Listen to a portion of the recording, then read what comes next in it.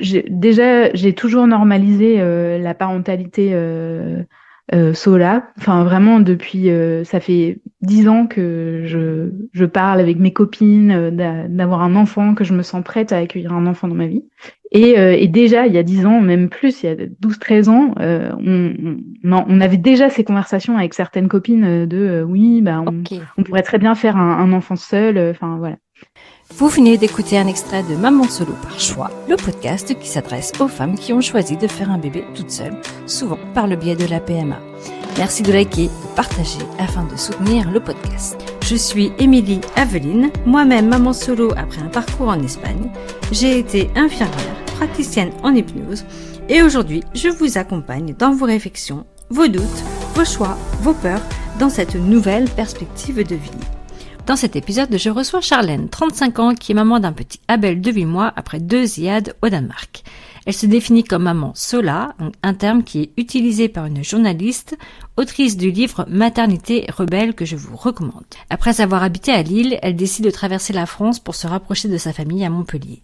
Elle a travaillé pendant plus de 10 ans sur les droits des personnes en situation d'exil et des personnes en situation de précarité. Elle est actuellement au chômage. Elle traverse une dépression du postpartum. Elle nous explique son cursus, le temps qu'elle a pour elle actuellement, où elle décide d'être suivie psychologiquement et reprend même ses études à la fac de droit. Le travail qu'elle avait entamé sur elle-même pour se libérer du carcan, comme elle dit, du couple hétéronormé, la décide finalement à se diriger vers une parentalité solo et une vraie libération pour elle. Elle se dirige alors vers l'étranger car elle ne se sent pas du tout en accord avec le système français. Ce système la met profondément en colère. Nous échangeons sur les injonctions sociétales, les difficultés auxquelles on fait face lorsqu'on est mère célibataire. Féministe depuis l'adolescence, Charlène est assez engagée. Elle s'est de plus en plus intéressée à l'intersectionnalité des luttes au fil des années. C'est une réflexion sociologique et politique face aux personnes qui subissent des formes de discrimination ou de domination. Elle a beaucoup lu et travaillé sur les violences intrafamiliales. C'est un sujet qui la passionne vraiment et qui lui donne envie de faire beaucoup plus. Cet échange riche permet une vraie introspection sur notre place en tant que maman solo, sola, notre identité, nos droits. Merci pour votre écoute. Let's go!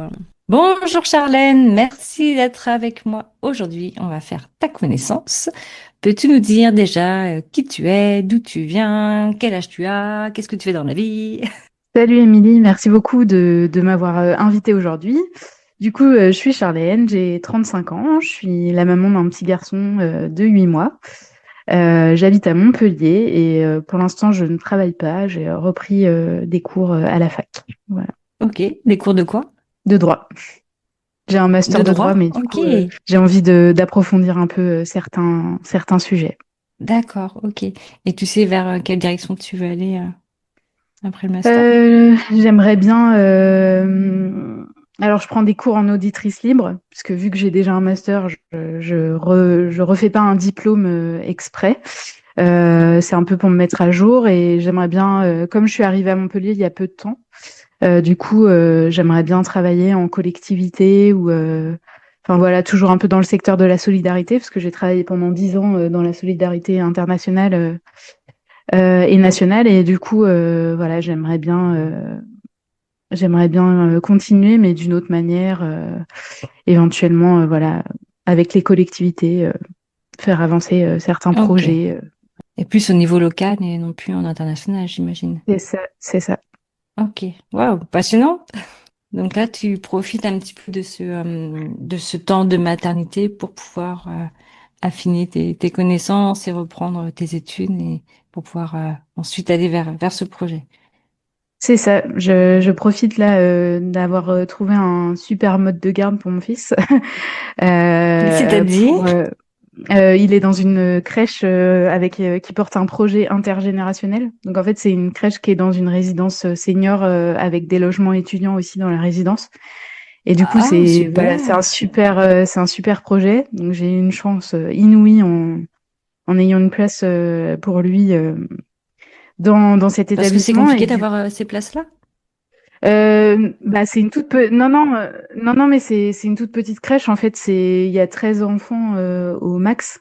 Ok. Donc c'est vraiment un tout petit établissement et en fait on a eu un bol de dingue cet été, voilà. Donc je profite de ce temps-là aussi pour me retrouver, effectivement reprendre des cours, passer mon permis et puis aussi bah voilà prendre du temps aussi personnel pour un peu retomber sur mes pieds, atterrir de Mm. ces 8 mois de bonheur intense.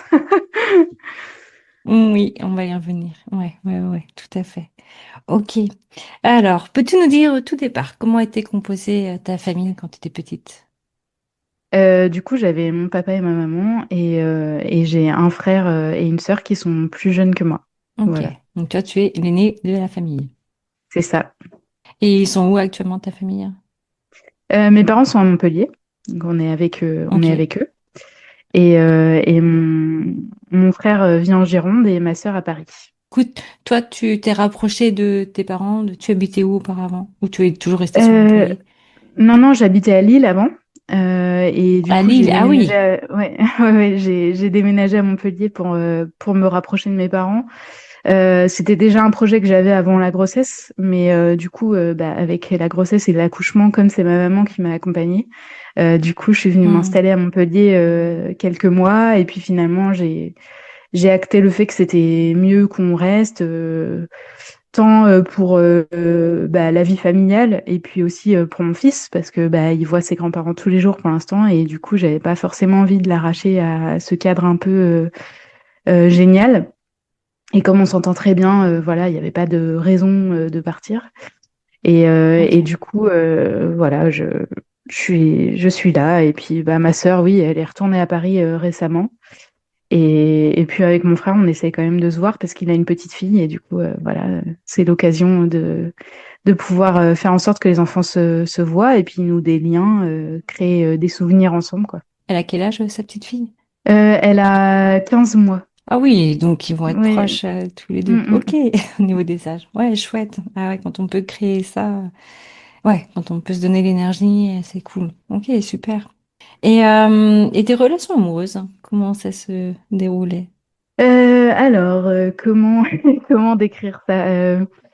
Aujourd'hui, quand je fais le bilan de ma vie romantique, j'en garde pas un souvenir hyper positif, pas négatif non plus, mais enfin voilà, j'ai vécu des belles histoires, mais j'ai vécu quand même des histoires assez toxiques, tant parce que soit moi j'étais pas forcément mature, enfin en tout cas j'étais très jeune, soit parce que j'ai été dans des relations avec des mecs hyper dépendants qui attendaient de moi en fait pas le rôle d'une petite amie, mais plutôt d'une infirmière, d'une mère, d'une psy, qui attendaient de Hmm, moi ça, de on les s'en rend compte réparer. après, hein. Ouais. Ouais, c'est ça. Hmm, Et moi, j'ai beaucoup fait ce travail-là, ce travail gratuit de soins, oui, de ouais. care. Syndrome du Et sauveur, là. ouais, Hmm. c'est ça. Et du coup, bah, la dernière histoire qui a vraiment été marquante dans ma vie sentimentale, elle a été à la fois destructrice et libératrice. Parce que du coup, c'était une relation très fusionnelle. Et j'ai beaucoup, beaucoup, beaucoup joué ce rôle de care. Et un peu du jour au lendemain, De care, de il m'a, soins. ouais, de soins, enfin, oui, de prendre soin, de créer un cadre en fait pour qu'il soit bien et qu'il se répare, pour essayer de le réparer en fait. Hmm. Et ça, je l'ai compris après. Et du coup, il m'a quitté du jour au lendemain sans vraiment d'explication. Alors qu'on avait un projet Ok. bah, de vie sur le long terme, de parentalité, enfin voilà, des projets d'engagement, quoi. Hmm, hmm. Et c'est vrai que bah, ça m'a quand même bien mis à terre. Mais le chemin, le cheminement thérapeutique que j'ai parcouru après, ça a été très libérateur pour moi. Ça m'a permis de me découvrir vraiment, de savoir qui j'étais vraiment, de comprendre en fait des aspects de ma personnalité que j'avais tus jusque-là. Et je pense que ça m'a libérée voilà, définitivement du carcan dans lequel je m'étais un peu mise, pliée, enfin cette hétéronormativité à laquelle j'ai consenti à me contraindre. Et en fait, Mm. voilà, je me suis rendu compte que c'était pas du tout un cadre qui était épanouissant pour moi, que ça me rendait malade, que ça me faisait avoir des comportements qui étaient toxiques pour moi, toxiques pour les autres, parce que bah, du coup, ça crée de la dépendance en fait. Mm, mm. Et moi, j'avais plus du tout envie de faire ça, quoi. Donc ça m'a vraiment libérée et ça m'a permis de prendre la décision, voilà, d'avoir mon fils seul. Et c'est la Toute meilleure seule. décision de ma vie, quoi. Mm. Donc, donc voilà, ça a été plutôt une belle libération. Ouais, c'est hyper important ce que tu dis, puisque on est quand même toujours dans ces injonctions sociétales du couple hétéronormé, d'avoir un enfant, de rentrer dans ce cadre et dans les cases qu'on nous a bien appris depuis qu'on est toute petite. Et finalement, on s'y retrouve pas forcément, et on peut, comme tu dis, hein, se retourner des relations toxiques, à devoir soigner l'autre, le sortir de sa galère, le soigner. On est une maman, on est une infirmière, on n'est pas l'amie, on n'est pas l'amoureuse, on n'est pas la femme. On a un autre rôle, mais tout ça n'est pas conscientisé. Et finalement, bah, tout ça, ça peut venir jouer un rôle hyper important dans notre vie. Ça peut venir nous détruire, et en fait, on comprend pas ce qui se passe. Et on peut se retrouver dans des situations vraiment, vraiment complexes. Et donc, comment toi, tu as compris tout ça, en fait? Est-ce que tu as suivi une thérapie? Est-ce que c'était un burn-out? Comment ça s'est déroulé? Qui tu as rencontré sur ton chemin pour pouvoir comprendre tout ça? Alors, ça s'est fait en plusieurs étapes. Alors, j'ai eu un accompagnement thérapeutique que j'avais déjà engagé À ta avant. demande? Oui, oui, Ok. enfin, je l'avais déjà engagé avant pour d'autres sujets, mais en fait, c'est venu un peu Ok. percuter Eh ben, tout le oui. reste des Ah sujets, bah quoi. oui. Eh Donc ben, bien voilà, sûr. et ça m'a beaucoup aidé parce que comme je te disais, ça m'a permis de comprendre vraiment plein de choses sur moi. Donc ça, c'est assez inestimable, ce chemin que j'ai Hum, parcouru. hum, Et après, j'ai la chance dans la vie, la grande chance d'être super bien entourée. J'ai une famille voilà incroyable, très aimante. Puis j'ai des amis, enfin voilà, j'ai des amis en or. J'ai vraiment le haut du panier, le haut du panier dans mon entourage. Et du coup, de parler, d'être aussi soutenue, d'être aimée inconditionnellement par tous ces hum. gens formidables qui sont dans ma vie, ça m'a aidé, ça m'a aidé à guérir, à me guérir, à penser mes blessures, à les penser et les penser. Hum. Et du coup, c'est ça qui est incroyable en fait. C'est le fait d'être soutenu, d'être porté, d'être élevé élevé Ouais. au sens où on La s'élève, force. voilà, La par force de des gens, l'amour. Ouais. c'est ça, par des gens incroyables qui a fait que j'ai pu passer à autre chose et ça m'a sécurisé pour la suite de mes aventures, Hum. quoi. Et pas que par rapport à la Ouais. PMA, aussi professionnelle. Enfin voilà, ça m'a vachement aidé, Bah, quoi. sur tous les plans. Ça porte sur tous les plans. Oui, oui, oui, oui. Mais quand on arrive à voir ça, à le conscientiser, à le prendre vraiment comme il est, que c'est un vrai amour, mais sans retour en fait, c'est juste inconditionnel. Waouh, ça Mm. porte. Et on apprend aussi à s'entourer des personnes, à les voir aussi comme elles sont, de prendre leur amour aussi comme il est, que les personnes toxiques, elles dégagent aussi, entre guillemets, de notre vie et on garde les bons. Et c'est ça qui est hyper porteur et qui donne aussi une vie épanouissante. Ouais, et qui permet d'affronter le reste de manière plus sereine hein, et un peu plus facile quand même aussi. Ouais, bien plus facile, ouais. Génial. Ah oui, ah non mais c'est un vrai apprentissage de sortir de ces relations un peu pourries, mais pour pouvoir aussi tellement y gagner derrière. Ça simplifie grandement. Non, non, mais ça m'a fait prendre conscience aussi Alors, je le savais déjà avant, mais ça a mis en perspective aussi la place des relations, des autres relations dans ma vie, parce que c'est vrai que, comme tu le disais, tu vois, on est un peu formaté depuis très jeune, toutes et tous, à viser le couple comme une fin en soi. Et moi, Mm. ça m'a permis en fait de mettre ça en perspective et de me rendre compte que j'avais des relations amoureuses, en tout cas pleines d'amour déjà dans ma vie, des relations qui étaient très épanouissantes, très riches, avec des personnes qui m'élèvent intellectuellement, qui me mettent au défi, enfin, me challenge plutôt. Et ça, c'est incroyable. Et qu'est-ce qu'on peut bien vouloir de plus pour pouvoir, comme cadre, pour pouvoir élever un enfant après ça. C'est, Et oui, le cadre il est déjà idéal. Et oui, c'est ça. ok. Et donc, comment s'est construit alors et déconstruit cette envie de bébé? Alors moi, je pense que j'ai assez tôt. Alors j'ai toujours normalisé la parentalité Sola. Enfin, vraiment depuis. Ça fait 10 ans que je parle avec mes copines d'avoir un enfant, que je me sens prête à accueillir un enfant dans ma vie. Et déjà, il y a 10 ans, même plus, il y a 12, 13 ans, on avait déjà ces conversations avec certaines copines oui, bah, Ok. on pourrait très bien faire un enfant seul. Enfin, voilà. Donc, c'était très D'accord, normalisé. c'était déjà des conversations que tu avais déjà, ouais, plus jeune. Et c'est Ouais, ouais, c'est marrant, je ça. rebondis juste sur un terme que tu dis et que tu m'as écrit. Tu dis maman sola. Tu dis pas maman solo, tu dis maman Ouais. sola. Ouais, Tu je, m'amuses. je féminise, je féminise le terme. Enfin, c'est pas moi qui ai inventé ce terme, c'est une journaliste qui s'appelle Judith Duportail, qui est aussi maman Ok. Sola, qui a écrit un super livre qui s'appelle Maternité rebelle sur son parcours de PMA Sola. Et en fait, bah, Ok. moi, je trouve que c'est important de. C'est peut-être, ça peut paraître anecdotique pour certains ou certaines, mais pour moi, de féminiser mon parcours en tant que femme et de ce que ça implique dans ma vie de femme, bah, c'est important en fait. Voilà. Donc, du coup, Ok. j'utilise Ok, ok. le terme Sola. Ok, super. Mais écoute, je connaissais pas cette journaliste, donc très bien. J'irai me renseigner. Parce que tu vois, quand même pas mal d'interviews. T'es la première qui m'en parle, mais c'est toujours hyper intéressant et hyper, hop là, hyper enrichissant également d'échanger. Ok, ok. Donc, effectivement, mis à part ce terme, donc il y a déjà une dizaine d'années, tu réfléchissais avec tes copines déjà à envisager en fait la maternité solo, sola. C'est ça.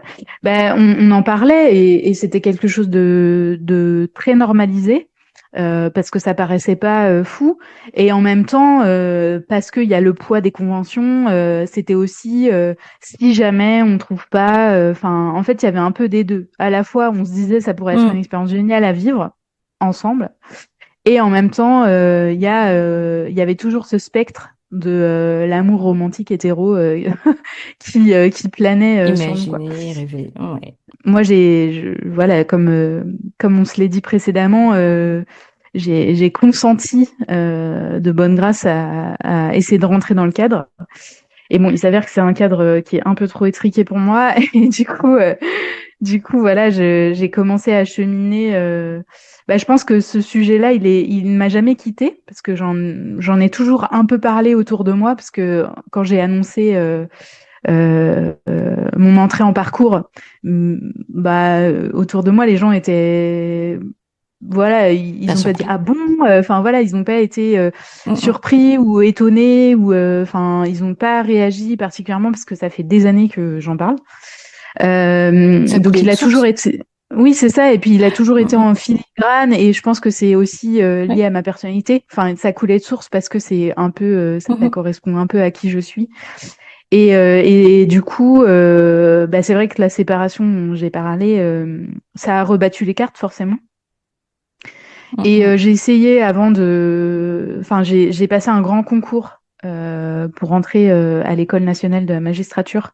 Et en fait, je m'étais posé un espèce d'ultimatum. C'est pas vraiment un ultimatum, mais je m'étais dit bon bah là, vu ton âge, en gros, si t'as le concours, tu fais ton truc à fond et enfin voilà, j'avais vachement timé les choses en me disant Mhm. une fois que tu auras fini l'école, bah du coup tu te lanceras dans le parcours et si tu l'as pas, par contre cette année, tu le repasses pas tout de suite, tu rentres en parcours parce que c'est le signe PMA. qu'il faut que Ok. tu aies un enfant quoi. Ah, Voilà. ok. D'accord. Et du coup, de justesse, je ne l'ai pas eu. Et donc l'année d'après, Ok. je me suis lancée, quoi. D'accord. Et donc, le projet de concours de magistrature, tu le reportes un peu plus loin, c'est ça? Oui, bah il faudra que mon fils soit grand, quoi. Parce que c'est beaucoup Mm. de Ok. déplacements, c'est un travail qui est très prenant, donc voilà. Mm. C'est remisé, Ok. Donc, ça reste mais dans un coin de ta tête. Ouais. c'est ça, mais sans Mm. problème. Sans Ok. problème. D'accord. Du coup, tu te mets dans le parcours PMA. Donc là, la loi a été passée en France. Oui, mais alors moi j'ai fait mon parcours à l'étranger parce que du coup à Lille le délai d'attente était très long. Bon, enfin c'est le cas partout en France. Mais Mm. quand j'ai commencé mon parcours, mes premiers rendez-vous ça a été en septembre 2023. Mon premier rendez-vous avec la gynécologue.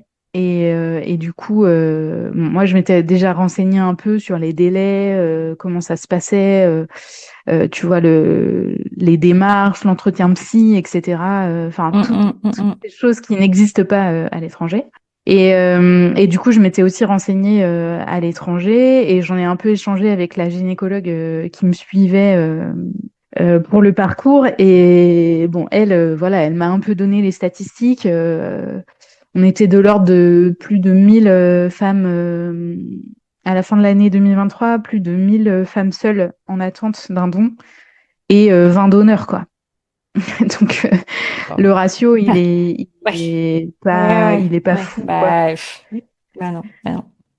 Mm. Donc, du coup, bah, moi, je m'étais déjà, j'avais un petit peu d'économie, donc je m'étais déjà, voilà, dit que j'avais pas envie d'attendre. En fait, qu'à partir du moment où j'avais pris ma décision, j'attendais déjà cet enfant depuis tellement Mm, longtemps, en fait, que voilà, j'avais pas envie d'attendre encore mm, mm. plus.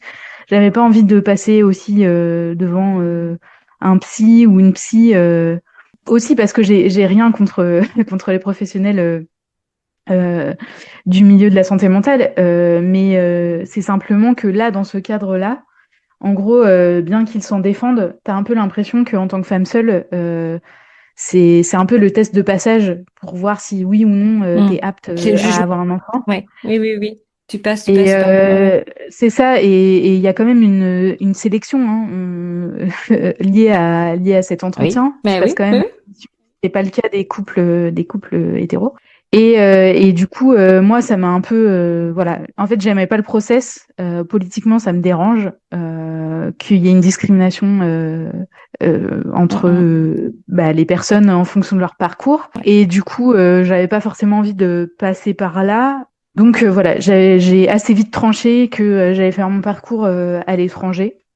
Ok. Et Puis pas envie de te ça fait justifier en fait, et puis ça. d'attendre des plombs. Mais ok, ok. Tu C'est vas ça. au plus Et simple. pour au final, potentiellement, qu'on me dise en fait que là, mes résultats, si tu veux, ils étaient bons, ils étaient satisfaisants pour mon âge, et du coup, 2 ans Mm, plus mm. tard, en fait, tu sais pas comment va évoluer ton cycle. C'est ça, moi, qui me. Oui, Je aussi. comprends bien hein, C'est vrai. que les centres, Mm, tu vois, mm. ils sont un peu pieds et poings liés parce qu'ils manquent de personnel, ils manquent de dons, etc. Donc, c'est pas eux que j'incrimine, c'est la politique autour de Mm, ça, où mm. on a fait tout un Ouais. foin en nous disant que voilà, maintenant les femmes seules et les couples de femmes pouvaient accéder. Et en fait, ça Mm, reste hyper discriminatoire et pas du ouais. tout une accession de fait, en fait. Ou alors, voilà, c'est juste sur le principe, quoi. Donc, voilà, c'était un petit mouvement aussi de ma part de. Et puis l'avantage, en fait, c'est que, enfin l'avantage. En tout cas, moi, j'ai tiré parti de tout ça dans le sens où bah, j'étais bien accompagnée par les professionnels dont je m'étais entourée à Lille, et j'avais fait une demande au Conseil national des soins à l'extérieur, des soins à l'étranger, de la Ok. CPAM du Morbihan, pour pouvoir me faire rembourser mes Ah soins oui, du coup oui, à oui, oui. l'étranger. Et ça a marché, j'ai eu la validation juste avant mon premier essai. Ah oui? Voilà, moi je me Ah suis oui, fait. oui, il faut faire les démarches avant, oui, oui, oui, oui. La chose Ouais, que je c'est n'ai ça, pas faut faite. obtenir. Mais c'est trop tard. Ok, ah, ça c'est hyper intéressant ce que tu dis aussi, c'est que tu as pu ne pas commencer le parcours en France, pouvoir le Oui, faire à l'étranger. En c'est fait, il y ça, avait juste les tout en. examens que tu avais fait en France. C'est ça, j'ai fait les examens et après le suivi, parce que du coup, il faut la coordination avec la clinique Oui, à l'étranger. Mais du coup, oui, les actes en eux-mêmes, je les ai faits à l'étranger. Et Mhm. mais du coup, ça a été quand Ok. même Et ça peut être financé par remboursé le par... système, ouais, Oh, par la super. sécurité sociale. Tu peux nous dire le montant, si tu t'en souviens? Si c'est pas Oui, tabou, alors parfois. non, non, c'est pas tabou. Du coup, une insémination dans une clinique danoise, c'est aux alentours de 500 euros. Du coup, la sécurité sociale te rembourse la moitié, plus t'as comment on appelle ça? Un forfait voyage, enfin un forfait de transport. Du Mhm. coup, ils te remboursent. Le Ça, déplacement. c'est un forfait fixe de 300 euros pour voilà, te rembourser tes frais de déplacement. Et du coup, moi, derrière, ma mutuelle m'a remboursé encore une partie. Donc, mon Ok. reste à charge, en gros, il était d'une centaine d'euros pour chaque insémination, même moins de Wow. 100 euros. Ok. Et par contre, l'achat des paillettes, ça reste à ta charge, parce que du coup, ça rentre pas du tout dans le Mhm. processus de remboursement, ce qui est pas Oui, incohérent oui. dans la Mhm. mesure où, en plus, moi, j'ai choisi mon donneur, donc voilà. Ok. Et l'achat des paillettes, hein, tu te souviens du tarif? Oui, j'avais acheté 2 paillettes pour faire 2 essais, donc avec le stockage, etc. Parce qu'il y a le stockage, le transfert vers la clinique, etc. Le stockage à la clinique. Mhm. Du coup, j'en ai eu pour, je pense, à peu près 3500 euros. Ça représente une somme quand même, et j'ai bien conscience que tout le monde ne peut pas se le permettre, ça, c'est clair. Ok. Donc, du coup, de ce que je comprends, tu es passé par IAD, par insémination. Tu es passé, donc, on va comprendre par la suite, la banque Cryos, où tu as pu choisir ton donneur. Non, moi, je suis passée, ouais, par la Banque européenne de sperme. Ok, oui, parce qu'il y a ça aussi qui existe. Et Mm. donc, par le Danemark, tout ça. C'est ça. C'est ça. Ok, d'accord. Et donc, tu as pu choisir ton donneur. Donc, est-ce que tu as des informations de son identité ou c'est des informations générales? Alors, j'ai beaucoup d'informations sur sa famille, sur ses antécédents médicaux, sur ce qu'il fait dans la vie, sur ses passions, sur son physique. La clinique, enfin la banque, mais je pense que c'est la même chose chez Cryos pour les donneurs ouverts. Je pense que c'est peut-être le cas aussi pour les donneurs fermés, mais du coup, t'as pas toutes ces informations-là. Mais en tout cas, ils font passer aussi des tests de personnalité. Hmm, Et donc, tu as ouais. accès à tout ça. Donc, tu as accès à vraiment beaucoup, beaucoup d'informations. Et du coup, moi, ma recherche était concentrée sur un donneur ouvert parce que du coup, je voulais offrir la possibilité à mon enfant de connaître ses origines s'il le souhaitait. Et du coup, voilà, mon fils pourra avoir accès aux informations sur l'identité de son donneur Mhm. à son 18e anniversaire.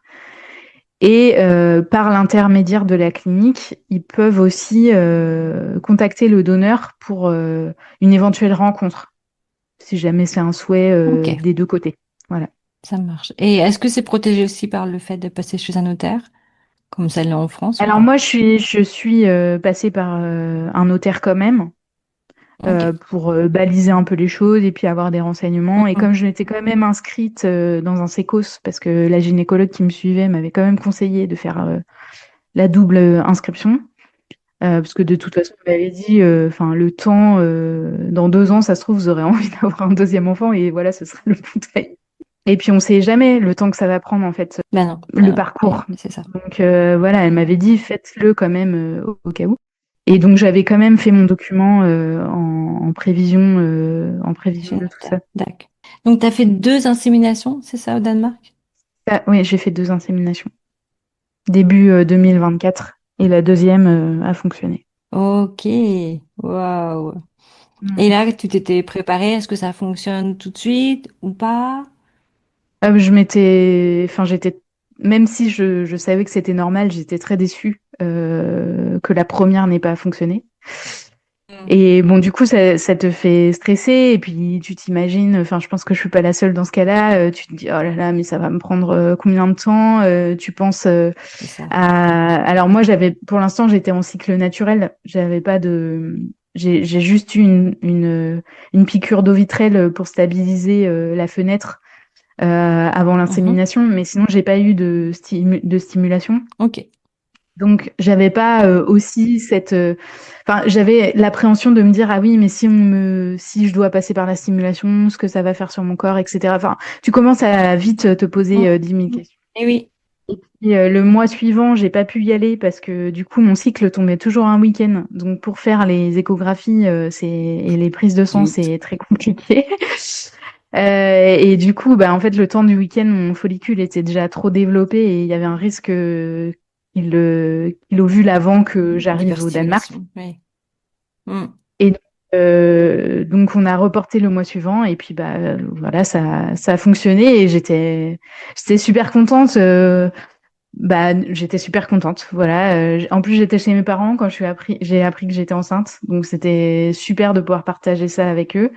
Et puis, je suis tombée enceinte presque jour pour jour, jour pour jour du moment où ma mère est tombée enceinte de moi, enfin, le même mois, quoi. Oh, c'est rigolo. Voilà. Et du coup, en fait, bon, sans vouloir faire de superstition ou quoi que ce soit, mais j'ai trouvé que c'était un signe rigolo, en fait. Un joli signe. Et retrouvez la suite de l'épisode de Charlène vendredi prochain. Merci pour votre écoute et merci également de partager, je le redis encore, de liker, de commenter. Et vous pouvez également retrouver toutes les émissions sur les différentes plateformes d'écoute et également sur les réseaux sociaux comme Instagram, Facebook, TikTok, YouTube. Je crois que je n'ai rien oublié. Et soit à Maman Solo par choix ou à mon nom et prénom, Émilie Aveline, E-M-I-L-I-E et Aveline, c'est A-V-E-L-I-N-E.